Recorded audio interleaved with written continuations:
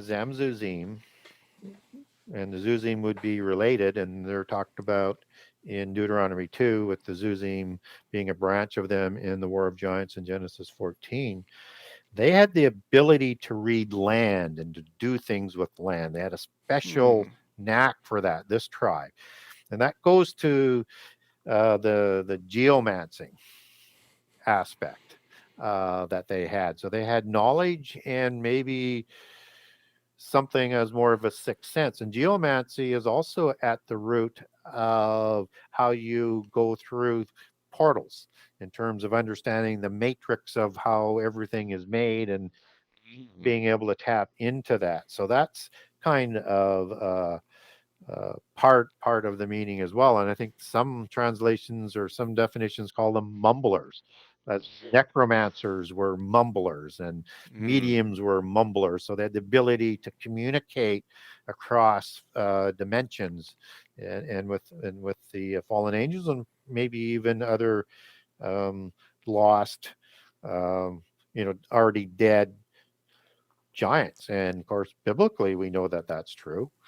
It tells us about them, but we also get an example in Ezekiel 32, where Pharaoh, who is a beast king of the first beast empire of Egypt, is talking to the terrible ones.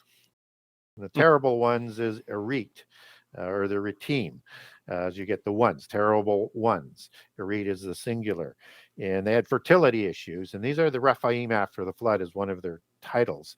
And so they had to reproduce with humans because they had, for sure, their women were largely infertile.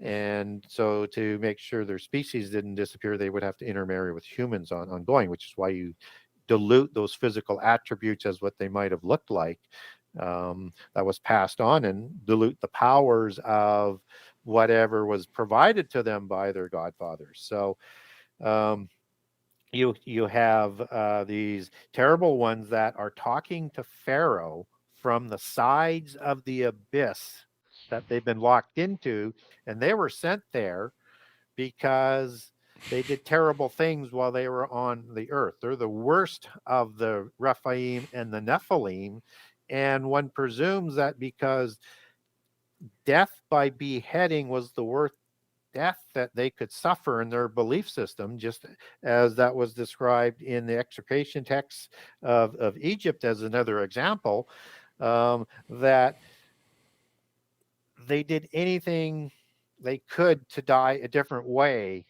than losing their head, because they didn't want to go directly to the abyss. It was the worst thing that could happen to them. It's so sudden and destructive and quick that they don't have the time to do that. It's just an overpowering wound. If you want to look at some other aspects, you get through the bloodlines, the priesthood of the polytheist religions would, make up the Magi and the priests of Egypt. Well, we see in the Bible what the priests of Egypt could do, right? And Moses countered it.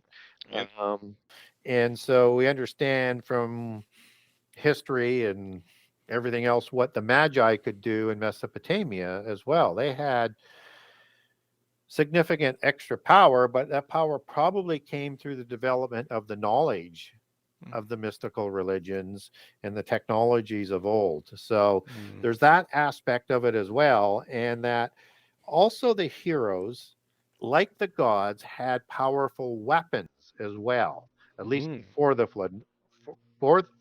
At least before the flood, at a larger degree than in after the flood. So like Thor's hammer, for example, right? Would be sort of that sort of classic example of there was a group of people that were created by the fallen angels both before and then likely again after the flood to make weapons and technologies for the gods and for the demigods. And so however advanced that would have been, and there would have been a separation, because the gods would never want the demigods to try and overthrow them. And even though you have that war of the giants against the gods, I mean, they would be fearful of that, so they wouldn't give them enough. What's also interesting in the book of Giants is that Gilgamesh is so upset about the flood coming, he's going to go to war against the sons of God in heaven and try and storm into heaven. So he can storm into heaven, he has to have some sort of Yeah. technology to be able to do that. Because biblically, the only time we're told about somebody that's going to be storming heaven is in Revelation 12 with the fallen angels and Antichrist in Daniel 10, 8:10. Yep. So that's a special technology. And a lot of people think that Nimrod, who inherits this antediluvian knowledge, it's a big, Mm. long story to go through all the detail of it. I might have covered it on the last show, anyways. Who knows? But he's not just building Babel for um, a temple or a Mhm. burial place. It's thought that he was like with the pyramids, they were some sort of technology and could do certain things. So there's several different versions of of the Tower of Babel around the world, from the Kisha Maya to uh, Eridu and the Sumerians, and in the Babylonian tradition of it, there's also Armenian versions. There's lots of different versions of this event. The Tower of Babel was, you might see it translated as Tower of Babel, but typically it's Tower of Babalu. Mm. ILU being the transliteration of EL for a god or an angel. Mhm. And so it's understood not as confusion of languages with Babel, but as the god as the second compounded word, and Bab, which was Akkadian for gateway or stargate. So it was like he was trying to create a portal in their version to actually physically get into heaven and Mm. war with God, or maybe to get into the abyss and to release Ooh. the fallen angels. Mm. Or both. It's probably both.